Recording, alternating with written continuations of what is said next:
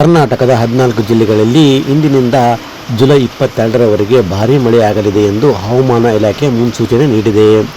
ದಕ್ಷಿಣ ಕನ್ನಡ, ಉಡುಪಿ, ಉತ್ತರ ಕನ್ನಡ, ಬೆಳಗಾವಿ, ಚಿಕ್ಕಮಗಳೂರು, ಹಾಸನ ಮತ್ತು ಕೊಡಗು ಜಿಲ್ಲೆಗೆ orange alert ಘೋಷಿಸಲಾಗಿದೆ.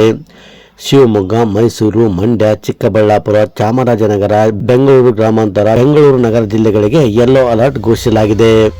ಇನ್ನುಳಿದಂತೆ ಬೀದರ್, ಧಾರವಾಡ, ಗದಗ, ಹಾವೇರಿ, ಕಲಬುರಗಿ, ಕೊಪ್ಪಳ, ರಾಯಚೂರು, ವಿಜಯಪುರ, ಯಾದಗಿರಿ, ಗದಗ ಜಿಲ್ಲೆಗಳಲ್ಲಿ ಸಾಧಾರಣ ಮಳೆಯಾಗುವ ನಿರೀಕ್ಷೆ ಇದೆ.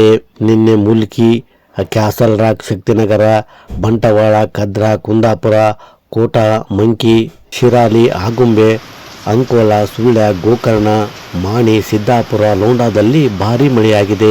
ಕಾರವಾರ, ಮೂಡಬಿದಿರೆ, ಯಲ್ಲಾಪುರ, ಪುತ್ತೂರು, ಖಾನಾಪುರ, ಭಾಗಮಂಡಲ, ಕಮ್ಮರಡಿ, ಹೊನ್ನಾವರ, ಬನವಾಸಿ, ಜೊಯ್ಡಾ, ಧರ್ಮಸ್ಥಳ, ವಿಜಯಪುರ, ನಾಪೋಕ್ಲು, ಹಳಿಯಾಳ, ಬೆಳ್ತಂಗಡಿ, ಮುಂಡಗೋಡ, ನಿಪ್ಪಾಣಿ, ಕಿತ್ತೂರು, ಹುಂಚದಕಟ್ಟೆ, ಕೊಪ್ಪ, ಪೊನ್ನಂಪೇಟೆ, ಕಿರುವತ್ತಿ, ಬೈಲಹೊಂಗಲ, ಧಾರವಾಡ, ಕಲಘಟಗಿ, ಕಳಸದಲ್ಲಿ ಮಳೆಯಾದ ವರದಿಯಾಗಿದೆ.